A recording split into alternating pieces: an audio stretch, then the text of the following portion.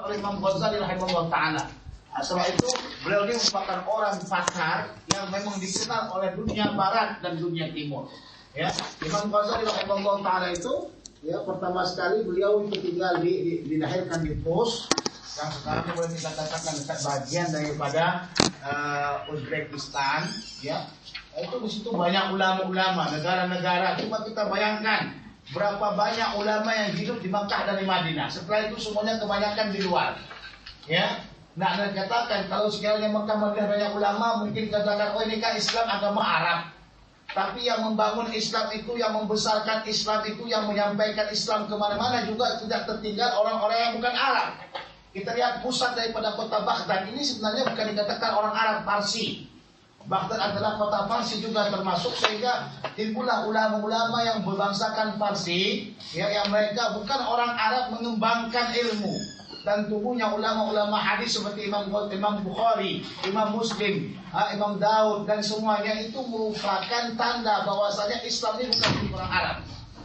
Dan juga menunjukkan kepada kita untuk membesarkan Islam dan menjayakannya enggak mesti daripada Arab. Kita juga daripada Malaysia insyaallah ta'ala mampu untuk membesarkannya, dengan syarat kita besarkan itu dengan keilmuan, dengan kemajuan dan sebagainya. Makanya kita lihat sekarang ini termasuk pandangan orang-orang Arab dan orang lainnya, Islam itu sepertinya berkembang besar bagian Asia Tenggara. Ya, lain dengan Saudi kebanyakan daripada berbagai macam itu larinya dengan uang saja. Seperti juga Emirat Arab itu uang. Ya, makanya sekarang orang Barat banyak pergi ke Dubai. Ini hidup tinggal nikmat, ya santai tinggal di Dubai. Silahkan mau tinggal nikmat di sana, masya Allah. Orang kata surga dunia di Dubai, ya. Tapi insya Allah surga dunia di Dubai kepala pening. Kenapa? Duit tinggi. Satu rumah mungkin berapa dolar untuk kita tinggal 1 bulan. Jadi kalau macam kayak gitu kosnya mungkin kita boleh cepat mati. Sebab apa? Sebab jadi gila. Sama seperti saya dengarkan daripada bacaan di Jepun, itu kos di sana juga tinggi. Ya, alhamdulillah ta'ala di Malaysia termasuk tidak tinggi. Tidak tinggi kos di Malaysia kalau dibanding-bandingkan, ya. Kalau Malaysia alhamdulillah ta'ala juga kosnya juga tidak tinggi. Tapi alhamdulillah ta'ala 1 November insyaallah kami akan naik minyak kami jadi bagus insyaallah ta'ala. Sekitar 1 liter tu mungkin kita buatlah RM3,5 lebih lah. Alhamdulillah satu kebajikan dan satu peningkatan alhamdulillah. Ini tentang Imam Ghazali rahimahullah ta'ala anhu, yang pertama sekali dia sebenarnya bukan orang sufi. Dia bukan orang sufi. Inilah yang dikatakan dengan seseorang memiliki pemikiran kadang-kadang terus meningkat. Makanya kamu punya minda jangan jadi orang kolot. Jangan dibatasi, dibuka. Buka itu kan pecahkan kepala. Dibuka kepala. Dia merupakan seorang faqih yang sangat handal dan hebat. Seorang yang ahli dalam ilmu agama. Tapi pada suatu hari ketika waktu dia sholat jadi imam, adiknya keluar daripada dia. Kenapa keluar daripada dia? Dia tahu. Kenapa kamu keluar daripada saya jadi imam? Kata adiknya, kamu bicara dalam hati kamu tentang masalah haid. Dan haid itu adalah darah, dan darah itu adalah najis. Bagaimana kamu sholat najis? Maknanya tidak ada khusyuk dalam sholatnya. Kita di sholat, kalau selama ini kita sholat, kira-kira sholat kita khusyuk atau tidak? Alhamdulillah khusyuk. Dalam sholat kita kadang-kadang kita ingatkan pacar kita, ya. Masya Allah, Allahu Akbar. Siti Marpetor ingat. Jadi ketika waktu dikatakan bagaimana saya ini tidak khusyuk, ditanya oleh adik, betulkah kamu dalam keadaan sholat itu mengingat daripada haid? Karena ada permasalahan hukum fikih yang dia ingin ingatkan. Ini kalau orang-orang fakih biasanya selalu terus memikirkan perkara-perkara yang datang lewat WhatsApp-nya, lewat Facebook-nya, macam-macam masuk kepala. Jadi sholat pun ingat juga dalam pertanyaan dalam Facebook. Apalagi permasalahan-permasalahan boleh nggak sentuh atau nggak boleh sentuh, itu semuanya mengganjal kepala otak dia. Sentuh nggak menyentuh.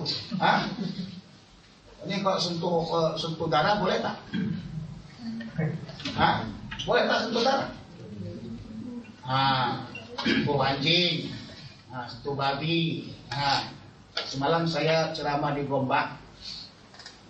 Sebelumnya saya berdiri dari Ibu Air Kuantan, memang sangat penat. Saya bicara di sini. Saya kata masyarakat kita sekarang ini dicoba untuk mengalihkan perhatian daripada jijik kepada tidak jijik, daripada perkara-perkara yang kita tidak suka kepada perkara yang suka, dari perkara-perkara yang memang kita benci kepada tidak benci. Apa itu? Melalui film, melalui tayangan-tayangan, melalui Facebook, melalui Google dan sebagainya. Coba kita lihat. Kamu semuanya pernah kecil tidak? Biasa pernah kecil kan? Iya, pernah kecil, alhamdulillah. Waktu kecil itu pernah nggak nonton karton? Kalau nggak pernah, memang masa kecil suram. Kenapa? Karena rumah ada televisi kan. Waktu kecil kita nonton karton, pernah nggak nampak film karton babi? Pernah tak? Suka? Nggak suka kan? Benci? Tak benci kan? Nggak benci. Pilih aja. Film karton babi, film lucu babi, ada tuh film tahu. Kenapa mereka orang-orang Barat ya ingin kita nonton film karton babi? Karena mereka ingin menghilangkan daripada kepala otak kita ini benci dengan babi. Sehingga awal tengok babi relax je, sentuh babi tak apa je. I want to, itulah dia kan. Habis sentuh babi ni, makan babi, okey je. Itu akhirnya. Jadi inilah pemikiran-pemikiran orang Barat, bagaimana supaya orang Islam ni tidak benci dengan babi. Kenapa? Why? Kata masa kampung kan. Kenapa dia benci dengan babi? Babi tak salah pun katanya. Diajak begitu. Ini adalah pemikiran-pemikiran orang kadang-kadang ingin berusaha masukkan kepada bab-bab PP dan sebagainya. Sementara kita tengok macam mana Imam Ghazali pertukaran pemikirannya, perjalanan pemikirannya. Itu hal yang biasa. Ya, ini akal pikiran ini biasa berjalan terus, tambah lagi, tambah lagi. Tapi kalau di situ aja namanya begok bin bodoh bin tolol. Itu aja jumut kan, akalnya jumut, tidak pernah pikir. Nah, saya punya pikiran juga seperti itu. Proses saya dahulu memang sangat panjang. Ya, masuk program ini, masuk begini, masuk lagi begini, masuk. Sehingga sampai sekarang ini juga terus berproses, bertukar otak ini, dia bercabang-cabang dah. Jadi kita lihat bagaimana Ghazali rahimahullah ta'ala anhu, dari sini dia menjadi seorang sufi, belajar kepada ulama. Dia tanya kepada adiknya, kalau begitu ya Ahmad, kalau ilmu kamu seperti ini, bagaimana caranya saya ingin belajar seperti kamu? Mudah aja katanya. Ya bagaimana? Kau pergi ke seorang syekh yang tukang betulkan kasut di tepi jalan tuh, kau minta ilmu sama dia. Subhanallah. Minta ilmu sama tukang buat kasut, betulkan kasut. Selama ini dia dulu mengaji sama ulama-ulama yang besar, ya, yang besar, duduknya tempat besar, di ruangan yang bagus, masya Allah. Macam kita sekarang ruangan yang ber-AC, yang ber-aircon, santai. Tapi ini mengaji kepada orang tukang buat kasut. Subhanallah. Ada apa ini? Jumpa beliau. Saya ingin mengaji, Tuan Guru. Kalau kita sekarang kan mudah untuk ngaji. Saya mau mengaji, Tuan Guru, boleh ngaji sama saya, tapi dengan syarat. Paling di sini sekarang kalau kita mengaji syarat berapa? Kamu bayar per kelas RM1.000 nah. Ini dah ulama-ulama dunia. Per kelas RM1.000. Dia tak apa, duit banyak. Bank uang-uang pun banyak di bank, uang orang.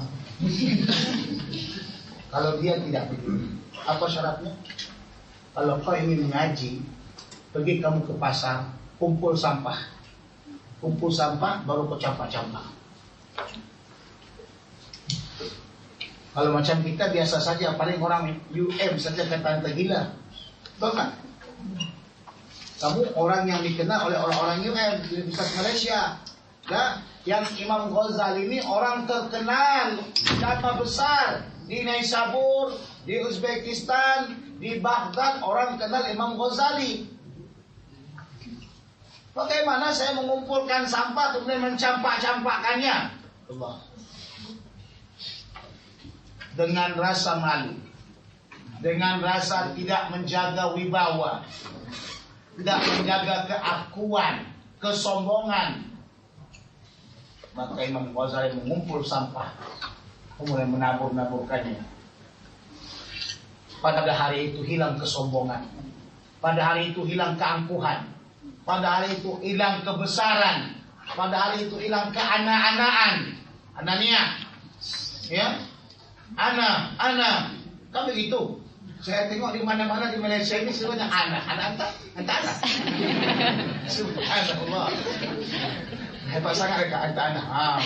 Bagus juga daripada UI, I itu apa UI? Apa UI? Universitas Indonesia. Jadi anak anta keakuan. Kenapa? Karena yang selama ini Imam Ghazali begitu hebatnya, begitu agungnya, begitu dia menjaga dirinya supaya orang memuliakannya, membesarkannya. Pada waktu itu dia tidak pernah melihat harga dirinya. Coba ini yang jadi masalah sama kita. Mampukah kita seperti itu?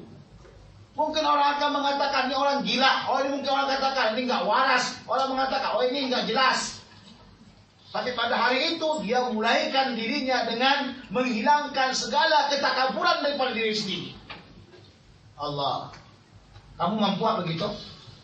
Mampu? Nah, besok keluar berapa apa? Dalam di jaringan sosial, Facebook. Ada orang gila di kampung kita. Nah, itu yang terjadi. Tujuannya menghilangkan keegoan, ketakaburan. Nah, bab yang pertama dalam hidup kita, bagaimana caranya menghilangkan ketakaburan pada diri. Laki perempuan yang paling besar sekali takabur dan ego itu laki-laki. Betul tak? Betul. Yang laki-laki tak mau, betul. Ego. Betul tak? Mau menang sendiri, merasa benar sendiri. Benar? Apalagi sudah kawin nanti. Ini rasa keegoan itu tolong. Kalau dengar istrinya kata begini. Engkau yang paling pandai kan ya? Langsung. Ini laki-laki biasa. Setelah saya meneliti kebanyakan yang memang ego laki-laki. Kecuali saya lah ya. Sebab begini, saya sudah melihat di kampung saya buatkan ini tikar, saya buatkan kursi untuk pengajian. Nah, tikar besar, lebih besar lagi tikar itu banyak. Kursi cuma sedikit. Tapi kalau kita tengok, saya perhatikan bagaimana sifat makcik-makcik semua duduk tikar, penuh tikar. Nanti karena laki-laki tak ada satu orang pun yang duduk. Mereka semua sibuk mencari kursi dulu. Subhanallah. Ini sifat keegoan. Makanya pesan saya bagi laki-laki tapi bukan laki-laki buaya darat. Pesan saya kepada kamu pertama sekali hilangkan rasa keegoan kamu. Jadi gurunya Imam Ghazali ini inginkan selama ini Ghazali adalah orang yang paling terhormat, maka dia hilangkan ketakaburannya agar dia tahu siapa dia. Siapa kamu sebenarnya? Kekuasaan tidak ada bagi diri kamu, kekuatan tidak ada. Kalau kamu pikirkan kecil kamu dulu macam mana? Yang tahu kamu cuma menangis. Dari situ kita kembalikan. Maka lambat laun terus berjalan Imam Ghazali terus sehingga karangan-karangan beliau itu banyak juga diisi dengan ketasawufan yang telah beliau rasakan bagaimana. Maka ilmunya ilmu tajribah dirasakan, ya. Sehingga timbullah kitab Ihya Ulumuddin. Kitab Ihya Ulumuddin ini andaikan kitab semuanya dibakar, tinggal kitab Ihya Ulumuddin sudah cukup. Sudah cukup, tidak ada lagi apa-apa. Cukup Ihya Ulumuddin. Karena dia bicara pada pagi sampai siang, sampai malam, sampai kamu tidur lagi. Semua ilmu sudah ada di situ. Fikih, tauhid. Fikihnya ada, tauhidnya sudah ada, tasawufnya sudah ada. Tiga itu lengkap. Bab berbagai macam bab ada situ. Bab bagaimana kau tahu kehidupan kamu yang penuh dengan berbagai macam dosa juga ada di situ. Jadi di sini kata imam-imam yang lain, kalau kitab-kitab lain semuanya dibakar, tinggal kita Ihya Ulumuddin sudah terpadat. Mengenai kitab yang ada di situ maudhu, itu maudhunya sangat sedikit sekali. Sangat sedikit sekali, bukan banyak, sedikit sekali. Ya. Kenapa demikian? Karena pertama kitab itu sebelumnya pada abad yang ke-7, kitab itu banyak sekali orang-orang yang menggunakannya, sehingga Imam Al-Hafidz Al-Iraqi telah membuatkan takhris hadisnya agar orang paham, oh ini hadis begini, oh ini hadis begini. Apakah memang Imam Ghazali tidak pandai hadis? Bukan maknanya dia tak pandai hadis. Yang zaman dahulu kan mereka masih dekat dengan masa Nabi. Ya, pada abad ke-4 itu masih pakai sanad. Itu hadis sudah bertebaran kemana-mana. Seorang yang ahli hadis pun kadang-kadang buat kitab ada lagi maudhu'nya. Coba kita lihat bagaimana ya kitab Imam Hakim. Imam Hakim mengarang kitab Al-Mustadrak itu juga masih ada sedikit maudhu'nya. Ya, coba kita tengok dari kitab Ibnu Majah. Kadang-kadang kita tengok sudah ada juga masih maudhu'nya. Bukankah dia itu seorang yang al-hafidz? Iya, tapi tetap ada maudhu'nya. Karena pandangan sebagian ulama kadang-kadang sebagian ulama mengatakan, oh ini muttaham bil kadzib, dia ini dituduh dengan berdusta, maka jadilah hadis itu maudhu'. Nah, ketika Al-Iraqi telah mentakhris kitab tersebut, ya, kemudian ada sebagian daripada hadis yang beliau sendiri tidak mendapatkan di mana asalnya. Nah, itulah kata la aslalahu atau lam aqib. Saya tak tahu di mana sumbernya atau saya tak mendapatinya sebagainya, maka datangnya Al-Hafidz Muhammad bin Muhammad Muqaddah Az-Zabidi yang meninggal pada tahun 1205 Hijriah dan dikuburkan di Mesir, telah mengumpulkan kembali hadisnya dan mengeluarkan hadis-hadis yang tidak didapatkan oleh Al-Hafidz Al-Iraqi. Dengan begitu apa-apa saja yang sudah tidak dianggapkan maudhu' atau sebagainya sudah punya dasar, punya sumber rupanya. Masya Allah. Yang pertama. Yang kedua, kebanyakan yang dibuat Imam Ghazali dalam kitab Ihya Ulumuddin, hadisnya itu ya hampir seperti diriwayatkan dengan makna. Jadi tidak, kalau dalam Sahih Bukhari maknanya lafaznya seperti ini. Dalam kitab Ihya Ulumuddin lafaznya seperti ini, berbeda lafaz. Ya, dengan makna mereka lagi masih meriwayatkan sistem itu dengan lafaz dari atas ke bawah. Ya, jadi tunjuknya bukanlah dia orang yang jahil dalam ilmu hadis, tapi tidaklah beliau dalam ilmu hadis sampai kepada derajat yang sangat tinggi sekali. Ya, paham? Ala umum kitab itu adalah sangat memberikan manfaat bagi orang yang mengkritiknya. Setelah dulu baca dari awal sampai akhirnya, ya, tidak ada garing yang tak retak. Kau pun kau macam kau nih. Handsome betul, Masya Allah. Hidung mancung, kulit putih, rambut Masya Allah. Tetap ada juga apa cacatnya. Betul? Betul tak? Tengok-tengok senyum dia macam di Mesir. Saya tengok orang Mesir Masya Allah tampan, hidung mancung putih. Makanya awet-awet Malaysia di sibuk gatai. Gatai. Kalau duduk dekat yang laki-laki Malaysia, saya takut, langsung takut. Kenapa? Perempuan laki-laki haram. Tapi kalau sebelahnya tu cowok Mesir, tak apa, relax je, tak haram. Apa pasal? Kerana ini orang awet cowok Mesir ni handsome, hidung mancung, kulit putih, subhanallah. Memang, tapi ada juga kekurangannya. Bila dia senyum dan ketawa, nampakkan giginya, subhanallah. Emas semuanya. Emas. Gigi kuning. Bercakap dia baunya, Masya Allah, tabarakallah. Itu kekurangan. Kita ni pun handsome sangat. Rupanya perempuan yang begitu cantiknya, cantik sekali macam bidadari, tapi punya lagi masih apa? Kekurangan. Apa kekurangannya? Nampak cantik itu punya kekurangan. Coba tengok bangun pagi macam mana. Jangan dulu berhias-hias. Bangun pagi macam mana? Macam kuntilanak. Rambut begini. Bekas mencesnya, subhanallah. Yang dia nulis bangun apa, peta-peta di bantal. Pulau Langkawi, Pulau Pinang, macam-macam di bantal dia. Apa yang perlu kita hina? Apakah itu hebat-hebatkan diri kita ini? Hidung punya tai, mata punya tai, kuping punya tai, gigi punya tai, perut punya tai, semua punya tai. Jadi wahai orang yang ingin selalu bersombong diri, ingat diri semuanya dipenuhkan dengan tai.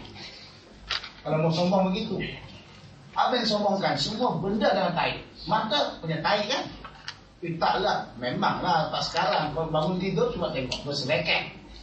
Gigi punya tai, hidung punya tai. Ada punya kita kawan, hidupnya cuma pegang hidung saja. Habis meja-meja, atau tengok upil semuanya. Ini bahasa Indonesianya itu tainya namanya upil. Hari ini upil mengambil tai kuatnya tu bila. Astagfirullah. Ini cerita tadi itu Imam Ghazali rahimahullah taala yang sudah kita pahami. Kita kenalkan dulu siapa dia. Kita kenal maka tak cinta langsung. Subhanallah, zaman sekarang ini memang betul-betul lah cinta langsung. Makanya jangan heran kalau saya jumpa dengan seorang laki-laki, perempuan sanggup dia tulis nomor teleponnya. Apa? Pikiran perempuannya? Nomor telepon. Yang laki-laki mata buaya, masya Allah. Dek, nomor telepon dek. Ini mudah sangat. Baru jumpa sekali aja. Yang lebih parahnya lagi jumpa di Facebook, nggak nampak muka macam mana. Gambar dibuat subhanallah macam bintang Hollywood. Tiba-tiba jumpa, ya Allah, hidup hancur. Kan kejadian begitu. Awal-awal Facebook subhanallah. Ini masalah kita bagi kita semuanya.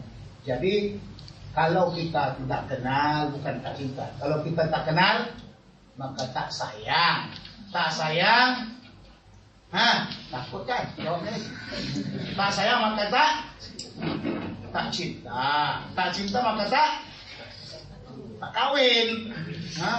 Cinta nak kawin. Allah, kita mulai insyaAllah ta'ala sudah kenal kita dengan Imam Ghazali rahimahullah ta'ala, bermadhabkan Syafi'i, pembesar madhab Syafi'i.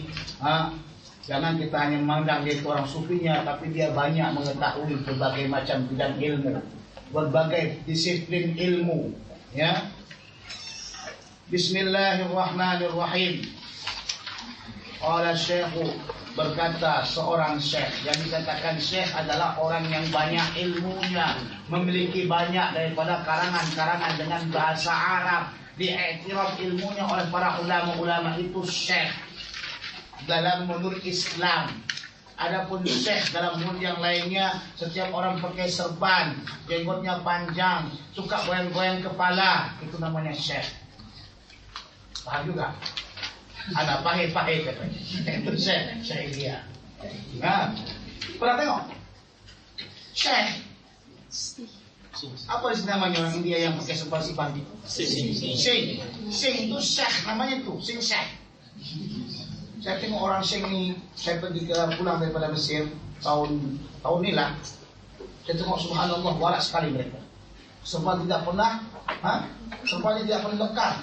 Kalau kan saya di serban solat, saya pakai, kadang-kadang saya bukakan begini, karena bukan haram, bagi mereka haram. Makanya sing ini memang waras sekali. Sampai masuk ke tandas pun dia saya tengok berserban juga, subhanallah. Hebat mereka ini. Sing katanya kan. Itu syekh nama mereka itu, kumpulan syekh. Syekh menurut kita orang yang alim, yang sampai derajatnya kepada derajat yang tabahar, yang lautan ilmu, semuanya ilmu pandai. Mulai sekarang ini pula banyak orang ngaku-ngaku syekh. Asalkan pada cakap kata dia syekh, tidak boleh. Wa anzilun nasa manazilahum, letakkanlah orang itu pada tempatnya. Kalau memang dia bukan syekh, kita panggil dia ustaz, tuan guru, udah besar juga. Ini nggak ingin juga buat syekh dia. Dalam bahasa Melayu apanya, Jawanya kiai. Apa? Kiai. Bahasa Arab jadi buat orang tuh kiai. Kalau bahasa orang Melayunya akan kami panggil tuan guru. Ya, di Langkat, saya dari Langkat panggil tuan guru. Daerah Mendeleng juga panggil tuan guru. Di daerah Aceh panggil tengku. Kan? Jadi kalau kata tengku dari Aceh itu ulama. Tapi kalau kita orang Melayu macam kami di Sumatera, kalau tengku itu namanya orang bangsawan, biar tahu. Jadi kita dulu di Kerajaan Sultan Langkat, Kerajaan Sultan Delhi, Kerajaan Punton Serdang, itu kerajaan-kerajaan Melayu di Sumatera yang hancur pada tahun 1956, masih baru lagi dihancurkan oleh Republik. Nah, jadi ini kerajaan-kerajaan ini banyak orang-orang bangsawan yang bergelarkan tengku dahulunya. Tengku-tengku ini orang-orang kaya, tapi sekarang sudah di tengkurap. Jadi apa? Tengkurap. Begitulah perjalanan hidup ya. Kalau macam di Malaysia ini tok guru, tuan guru. Kalau macam di Thailand, di Papua ini baba. Baba ini pula kalau di Mesir itu baba itu untuk padri. Itu dia. Baba Sunudah. Itu babanya orang Kristen terbesar bagi Ortodok Mesir. Panggil baba. Jadi ketika saya dengarkan awal-awal pertama baba Polan. Padri kan ini kita kata. Karena bahasa baba itu bahasa apa? Bahasa Arab asalnya itu baba ayah. Orang Kristen suka manggil ayah kepada apanya? Kepada tuan gurunya, kepada syekhnya. Al-imam, yang dikatakan imam adalah orang yang diikuti. Banyak pengumpulan orang yang mengikutinya. Ya.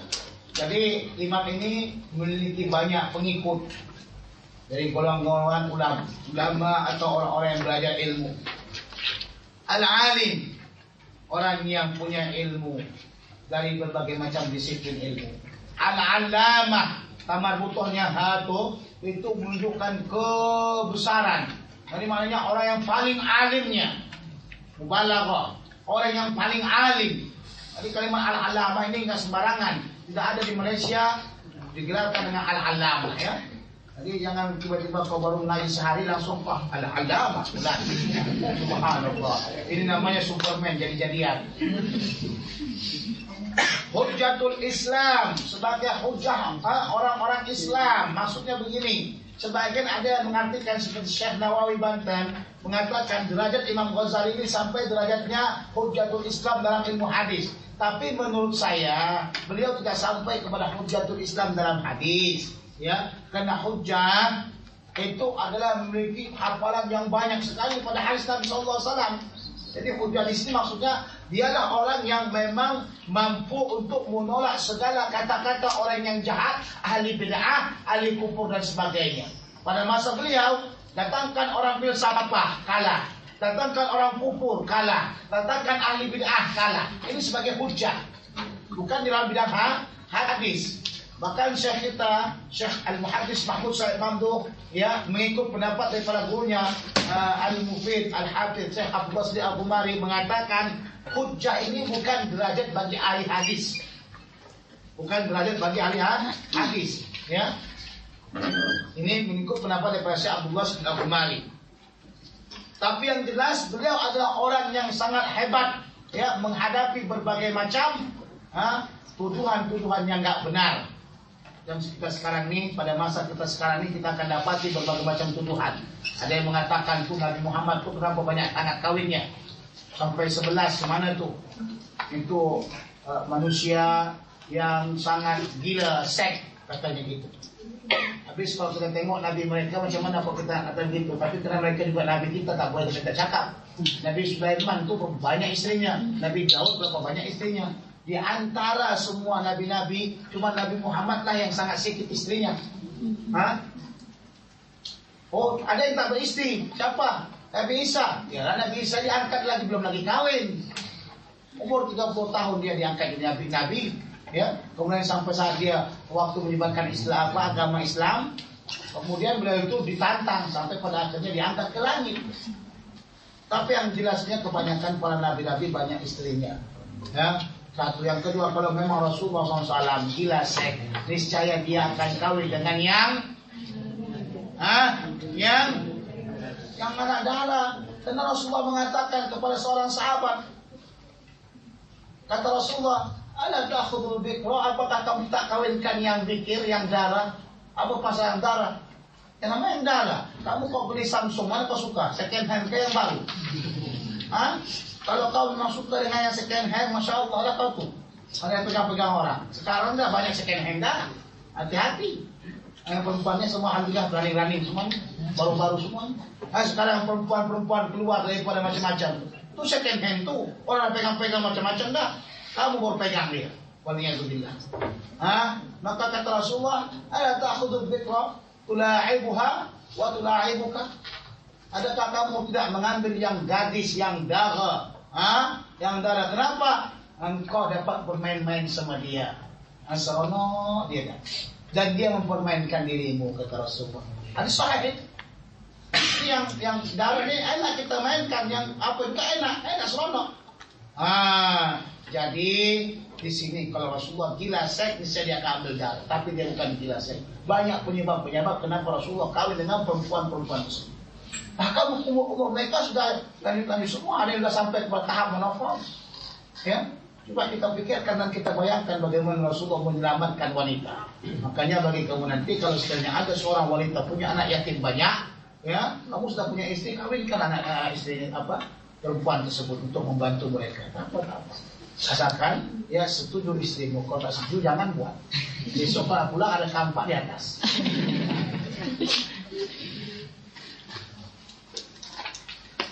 Wa barakatul anam, dan berkah bagi sekalian manusia.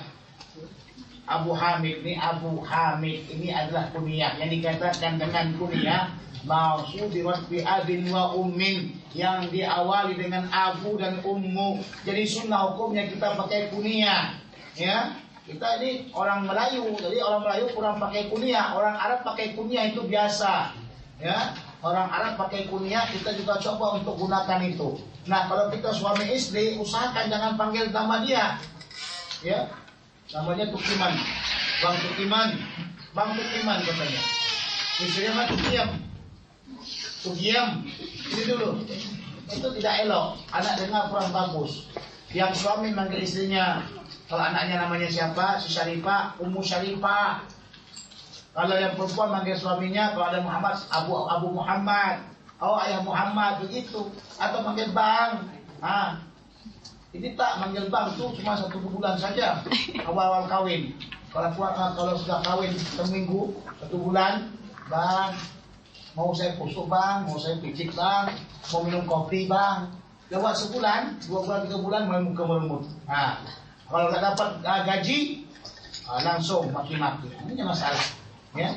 Jadi kita gunakan Abu. Macam saya punya kunyah Abul Baik. Kalau namanya Umar, kunyahnya Abu Hafsin.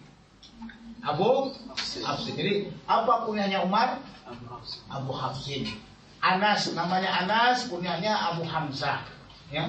Kalau Abu Bakar, kunyahnya apa? Kunyah Abu Bakar apa? Abu Bakar. Apa kunyahnya?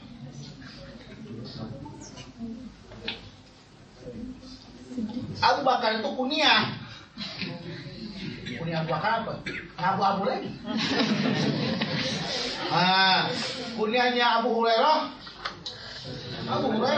Tapi namanya Abdurrahman, atas pendapat yang paling kuatnya, karena namanya 30, subhanallah. Namanya diistilahkan jadi 30. Sekarang pula pakai abu-abu ini kebanyakan digunakan oleh orang-orang apa? Orang-orang radikalisme. Macam-macam abu dia buat. Abu Quhafah, Abu Daifah, Abu macam-macam, Abu cuci piring. Jadi kalau kamu gunakan, ada hadisnya menceritakan pakai abu ini, menggunakan abu. Muhammad bin Muhammad, namanya Muhammad bin Muhammad, nama bagus. Muhammad, sunnah hukumnya buat nama kita bagus, anak kita namanya dengan nama yang bagus. Sekarang ini orang malu buat nama Muhammad. Dia buat nama anak bintang film, subhanallah.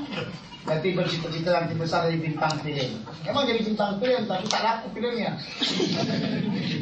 Al-Ghazali Abdusi, daripada kota Tus. Qaddasallahu hawa nawara dhariha wa amin. Alhamdulillah haqqa hamdihi. Segala puji bagi Allah subhanahu wa ta'ala, sebenar-benar pujian. Wassalatu wassalamu ala khairi khalqihi Muhammadin rasulihi wa abdihi. Dan salawat dan salam ke atas sebaik-baik makhluk Nabi Muhammad sallallahu alaihi wasallam. Nabi Muhammad ini sebaik-baik makhluk, sehingga ijma' ulama tentang tempat beliau sekarang ini di Madinah, tempat letak daripada jasad beliau yang mulia, itu adalah sebaik-baik tempat di dunia, lebih bagus dibandingkan dengan Aras, ya, tempat daripada Rasulullah SAW. Dan Rasulullah tidak akan hancur tubuhnya. Mana-mana salam yang kita berikan salam kepada Rasulullah itu sampai langsung kepada Rasulullah Sallallahu Alaihi Wasallam. Sebab itulah Rasulullah SAW disebabkan dia juga, dia kata ma baina baiti wa mimbari raudhatun min riyadil jannah. Di antara rumahnya, ya, dan mimbarku itu katanya adalah kebun-kebun surga. Hadis ini diriwayatkan oleh Imam Bukhari radhiyallahu taala anhu.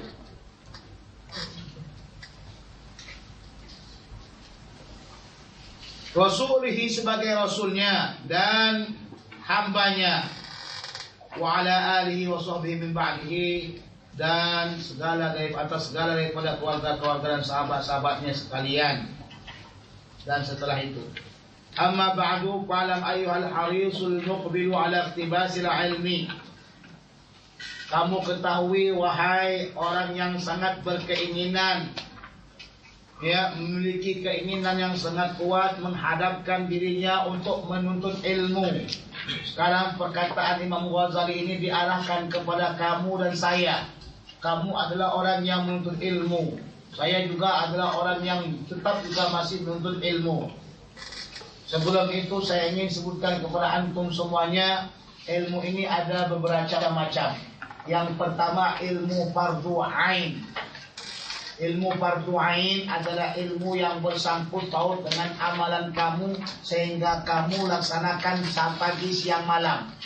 Maknanya ketika Allah Subhanahu wa taala ya menyuruh kamu untuk Islam, maka kamu wajib mengenal Allah. Ketika kamu wajib mengenal Allah, maka kamu wajib mempelajari ilmu tauhid. Kamu mesti mempelajari ilmu tauhid. Kalau tidak, kamu tidak akan kenal siapa yang kau sembah. Macam saya katakan tadi, kebanyakan kita kalau sholat, kita ini sholatnya tidak benar, tidak beres. Kenapa tidak beres? Kenapa tidak khusyuk? Karena kita kurang kenal dengan Allah. Kita kurang kenal dengan Allah. Kita dengan siapa yang kenal dengan Allah? Ada yang kenal tak? Subhanallah. Yang tak kenal? Tak juga. Jadi antum di antara kenal dan tak kenal. Bagi ada apa? Nah, bagi orang-orang yang ingin menyembah Allah, mesti dia kenal Allah. Maka dengan bagaimana caranya kita kenal Allah? Mempelajari ilmu tauhid. Maka ilmu tauhid ini hukumnya fardu ain bagi kamu. Di sini kuliah apa saja? Kita kuliah apa? Usuluddin akidah. Udah di situ semuanya. Pengajian Islam. Apa kuliah kita? Kejuruteraan. Ada yang lain-lain, sains, engineering. Ada? Sini, terus medik, ada tak? Medik. Saya bicara di Mesir, saya juga banyak mengajar orang-orang medik Malaysia, ya.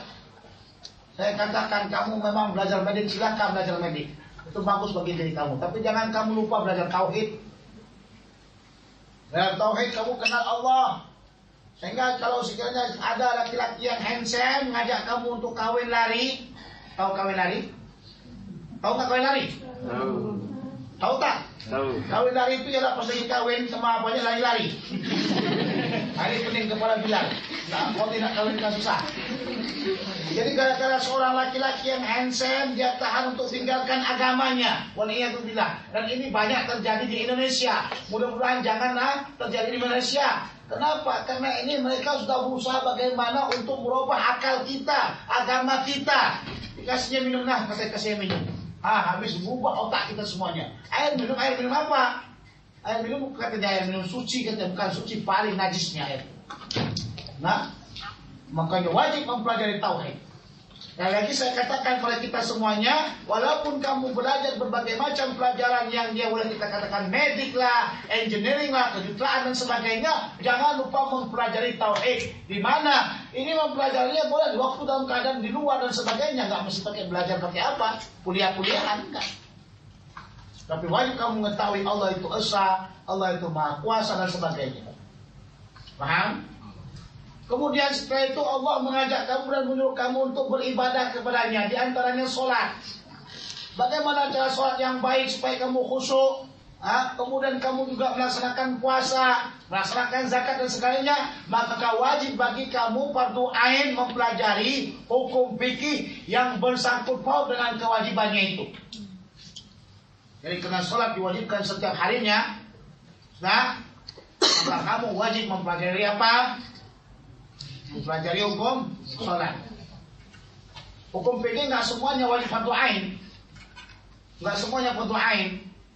Contoh, mengetahui babun nikah, kitab nikah, itu kau wajib mempelajarinya ketika kamu mau kawin. Kalau sekarang mau pelajari silahkan, tak apa. Tapi pas lagi mau kawin wajib ain, fardu ain kamu pelajarinya, jangan dibodoh. Ini tanyakan apa hukumnya mandi wajib. Sunnah katanya. Udah namanya mandi wajib, ya wajib lah. Coba sebutkan dulu rukun-rukun mandi wajib. 1 kain basah, 2 sabun, namanya orang goblok. Maka sebelum dia kawin dia mesti belajar